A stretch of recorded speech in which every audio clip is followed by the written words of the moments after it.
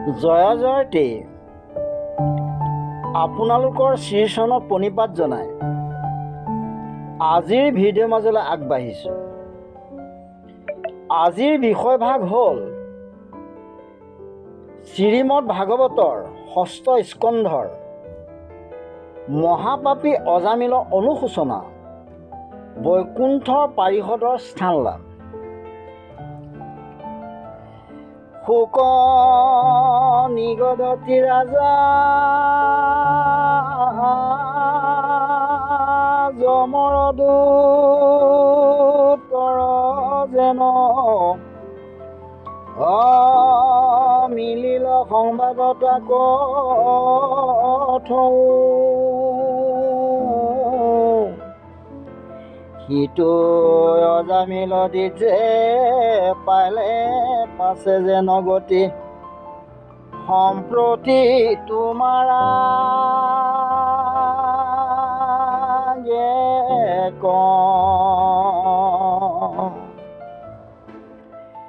দ্ৰুত যেবে পলাই গলা বান্ধৰো মুকুট ভোলা দেখিলে দুখৰ পাইলা পাৰো বাঢ়ি গল অনুৰাগ চাৰি সিদ্ধে পাৱে পৰি কৰিলে কশিৰে নমস্কাৰ।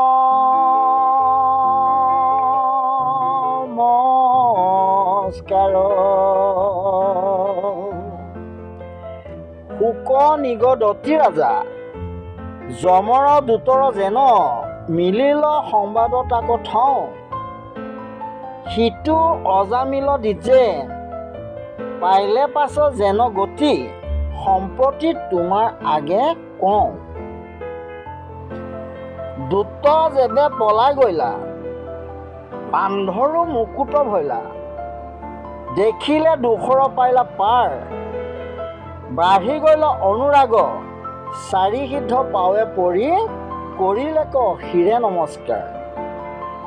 শুকদেৱে ৰজা পৰীক্ষিতক কৈছিল, হে ৰজা, যমদূতৰ কথা ক'লো, তেওঁলোক যোৱাৰ পাছত অজামিলে কি কৰিলে কওঁ শুনা। যমদূত যোৱাৰ পাছত অজামিলে বিষ্ণুদূতক চৰণত ধৰি সেৱা কৰিছিল। তেওঁলোকৰ বাবে তেওঁ পুনৰ প্ৰাণ লাভ কৰিছিল। তেওঁলোক কোন সেই কথা সুধিব খোজাত বিষ্ণুদূত চাৰিজন নিমিষতে অন্তৰ্ধান হৈছিল। তেনেকৰা তেওঁ মনৰ বৰ দুখ পাইছিল। তেওঁ নিজকে নিজে কৈছিল, মোক নৰকৰ পৰা উদ্ধাৰ কৰি সেই চাৰিজনা পৰম বান্ধৱ কলৈ গ'ল? দিব্য ৰূপ ধাৰণকাৰী সেই চাৰিজনাৰ পৰিচয় সুধিবই নোৱাৰিলোঁ। সঁচাকৈ মই বৰ দুৰ্ভগীয়া। মোৰ মহা উপকাৰী সেই চাৰি সিদ্ধ মোৰ পৰম বান্ধৱ, তেওঁলোকে মোৰ দৰে মহাপাপীক এৰি গুচি গ'ল কিয়? হে বান্ধৱসকল, মোক পুনৰ দেখা দিয়া। তোমালোকৰ অবিহনে মোৰ জীৱন অসাৰ। অজামিলে তেওঁলোকক নেদেখি দুখতে কান্দি কান্দি তেওঁলোকক মাতিছিল, কিন্তু তেওঁলোকে পুনৰ দেখা নিদিলে। তেওঁ কৈছিল, মই সপোন দেখিলোঁ নেকি? যমদূত তিনিজনো নাই আৰু মোক ৰক্ষা কৰা সেই চাৰি সিদ্ধও নাই। চাৰিজনা বিষ্ণুদূতে যিজনা মাধৱৰ নামৰ মহিমা কৈছিল, সেইবোৰ শুনি অজামিল আচৰিত হৈছিল। তেওঁ কৈছিল, চাৰি মহা বিষ্ণুদূত কলসিটো অদ্ভুত নামৰ মহিমা তাক শুনি বোলে কিনো মহাপুণ্য মাধৱৰ নাম গুণ। আজি পাইলো প্ৰমাণ আপুনি। চাৰি মহাবিষ্ণুদূত কৈলসীটো অদ্ভুত, নামৰ মহিমা তাক শুনি। বোলে কিনো মহাপুণ্য মাধৱৰ নাম গুণ। আজি পাইলো প্ৰমাণ আপুনি। যে সঁচাকৈয়ে মাধৱৰ নামৰ অপাৰ মহিমা। মই সেই কথাৰ প্ৰমাণ পালোঁ। মই মহাপাপী, মই ব্ৰাহ্মণ কুলত জন্ম লাভ কৰিও পাপিনী বেইচাৰ বাবে ব্ৰাহ্মণ জন্ম নষ্ট কৰিলোঁ। বেইচাৰ গৰ্ভত সন্তান জন্ম দি সিহঁতক পোহপাল দিওঁতে জীৱন অতিবাহিত কৰিলোঁ। মই মোৰ পতিব্ৰতা ভাতজাক বেইচাৰ বাবেই পৰিত্যাগ কৰিলোঁ। সেই বেইচা অসতী, সুৰাপাৰী, দুষ্টা আৰু অন্তৰ্জাতি। সেই কথা আগতে নাভাবি মহাপাপ কৰিলোঁ। মোৰ পিতৃ মাতৃ বৃদ্ধ আৰু সৎ স্বভাৱযুক্ত হোৱা স্বত্তেও মই মহাপাপীয়ে তেওঁলোকক পৰিত্যাগ কৰিলোঁ। মোৰ বাহিৰে পিতৃ মাতৃৰ কোনো সন্তান নাই। তেওঁলোকৰ মনত দুখ দি মই যি পাপ কৰিলোঁ, সেই পাপ মই ভোগ কৰিবই লাগিব। যমদূতে পুনৰ মোক বান্ধি ধৰি নৰকলৈ নি শাস্তি প্ৰদান নকৰাকৈ নাথাকিব। মই বহুত মানুহক দুখ দিছোঁ। মই যিমান মহাপাপ কৰিলোঁ তাৰ বাবে বিভিন্ন নৰকত থাকি বিভিন্ন শাস্তি ভোগ কৰিবই লাগিব। হে প্ৰভু, মোৰ এতিয়া কি গতি হ'ব? মই যিমানেই ভাবোঁ সিমানেই পাপৰ ফলত বিভিন্ন নৰক যাতনাৰ কথাহে মনত পৰিছে। মোৰ মাত্ৰ মোৰ অন্ধকাৰ জীৱনহে দেখা পাইছোঁ। মই মাত্ৰ মোৰ অন্ধকাৰ জীৱনহে দেখা পাইছোঁ।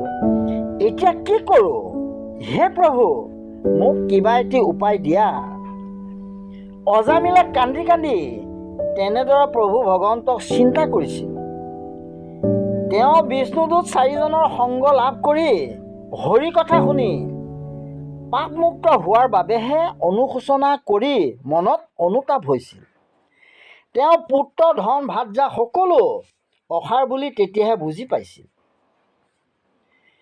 তেওঁ তেতিয়াৰ পৰা একান্ত মনে হৰি নাম কীৰ্তন কৰিব ধৰিছিল। হৰি নামৰ বাহিৰে আন উপায়ে পাপমুক্ত হ'ব নোৱাৰে বুলি বুজি পায় অজামিলে তেনেদৰে মন স্থিৰ কৰি একান্ত মনে বিষ্ণু বিষ্ণু বুলি কান্দিছিল। তেওঁ পুনৰ কৈছিল, হে প্ৰভু, তুমিহে মোৰ পৰম বান্ধৱ, সেই কথা এতিয়া বুজি পালোঁ। তুমিয়ে মোৰ আত্মা, সেই কথাও জানিলোঁ। হে প্ৰভু দয়াময়, মই তোমাৰ চৰণত শৰণ ল'লোঁ। মোক তুমি পাপৰ পৰা উদ্ধাৰ কৰা। তুমি মোক তোমাৰ চৰণ পদ্মত স্থান দিয়া। অজামিলে তেনেদৰে প্ৰভু ভগৱন্তক চিন্তা কৰি গৃহ পুত্ৰ ভাতজা সকলোকে পৰিত্যাগ কৰি সাধুসংগ বিচাৰি ঘৰৰ পৰা ওলাই গৈছিল। তেওঁ গৈ গৈ বহুদিনৰ মূৰত আকাশৰ যি স্থানত গংগা পৰিছিল সেই হিমন্ত পৰ্বত পাইছিল। সেই স্থান পৰম পবিত্ৰ তীৰ্থস্থান। তাত গংগা নদী বৈ আছে। সেই স্থানত এটি বিষ্ণু মন্দিৰ দেখা পাইছিল। সেই পৰ্বতৰ সেই স্থানত বহু ধৰণৰ ফল ফুলৰ গছ গছনি আছিল। সেই গছ গছনিত বিভিন্ন প্ৰজাতিৰ চৰাইয়ে বাস কৰে। সেই স্থানৰ পৰা পবিত্ৰ গংগা নদী প্ৰবাহিত হৈছে। অজামিলে তাত বাস কৰাৰ সিদ্ধান্ত লৈছিল। তেওঁ গংগাৰ পানীত স্নান কৰি বিষ্ণু মন্দিৰত প্ৰৱেশ কৰি প্ৰভু ভগৱন্তক বিষ্ণুক ধ্যান কৰিছিল।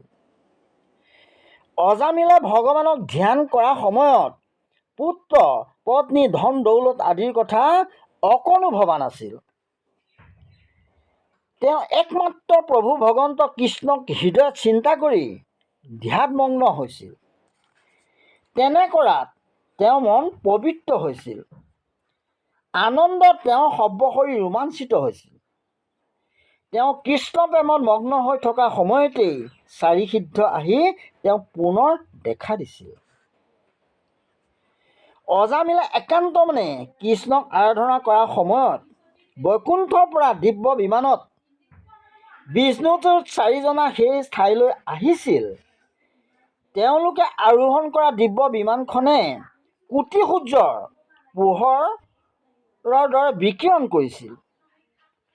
অজামিলে চকু মেলি আকাশৰ পিনে লক্ষ্য কৰাত সেই দিব্য বিমান তেওঁৰ ওচৰলৈ অহা দেখা পাইছিল। ক্ষন্তেক পাছতেই সেই বিমান আহি অজামিলৰ সন্মুখত ৰৈছিল। সেই বিমানত তেওঁ সেই চাৰিজনা বিষ্ণুদূতক দেখা পাই পৰম আনন্দ লাভ কৰিছিল। তেওঁ চাৰিসিদ্ধক ভক্তিভাৱে প্ৰণাম জনাই কৃষ্ণ নাম স্মৰণ কৰি সেই দেহ ত্যাগ কৰি দিব্য ৰূপ ধাৰণ কৰিছিল। তেওঁ পূৰ্বদেহ গংগাৰ পানীত পৰি উটি গৈছিল। তেওঁ চতুৰ্ভুজ মূৰ্তি লাভ কৰিছিল। বিষ্ণু পাৰিষদৰ যি ৰূপ সেই ৰূপ ধাৰণ কৰিছিল। তেতিয়া বিষ্ণু পাৰিষদে তেওঁক আলিংগন কৰি আদৰি দিব্য বিমানত বহুৱাই লৈছিল। তাৰ পাছত বিষ্ণু পাৰিষদৰ সেই দিব্য বিমান তেওঁৰ সৈতে ওপৰলৈ গতি কৰিছিল। বিমান গৈ স্বৰ্গপুৰী পোৱাত সকলো দেৱদেৱীয়ে দিব্যৰূপী অজামিলক বেৰি ধৰি জয়ধ্বনি দিছিল। শিৰত কুসুম সুৰভি ফুল ছটিয়াই দিছিল। নানা ধৰণৰ বাদ্য বজাই আনন্দ মনে গন্ধৰ্বসকলে নৃত্য কৰিছিল। দেৱতাৰ দ্বাৰা সন্মানিত হৈ অজামিলে আৰোহণ কৰা সেই দিব্য ৰথ এখন এখনকৈ 7খন স্বৰ্গ অতিক্ৰম কৰি বৈকুণ্ঠপুৰী পাইছিল। সেই বৈকুণ্ঠপুৰীত প্ৰভু লক্ষ্মীপতি থাকে। সেই প্ৰভুক অজামিলে ভক্তিভাৱে সেৱা জনাই তেওঁ নিজে এজন বিষ্ণুৰ পাৰিষদ হৈ তাত মহাসুখেৰে বাস কৰিছিল। ৰজা পৰীক্ষিত এইদৰে পাপী অজামিলে অনুশোচনা কৰি ভক্তি মাৰ্গৰ জৰিয়তে বৈকুণ্ঠ পাৰিষদৰ স্থান লাভ কৰিছিল। আজি ইমানতেই সামৰণি মাৰিছোঁ। ওম বিষ্ণু, ওম বিষ্ণু, ওম বিষ্ণু।